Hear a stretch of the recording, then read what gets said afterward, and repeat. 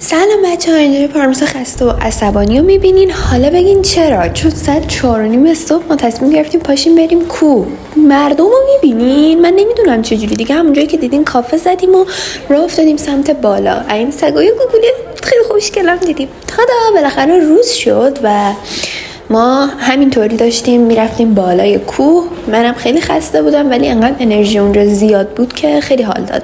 دیگه کلی پیاده روی کردیم رفتیم بالای کوه و موقع پایین اومدن گفتیم صبحونه بزنیم.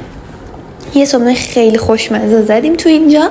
انقدر اینجا با صفا بود که اصلا نمیدونم چی بگم دیگه. اینا پیشو صبحونه ما به به. دیگه خلاصه آقا گفتیم یه چای بزنیم و راه افتادیم به سمت راه برگشت یکم شلوغ شد چون دیگه مردم کم کم داشتن میومدن. یه کتاب فروشی دیدیم، این کوچه تنگا و خونه‌های قدیمی دیدیم.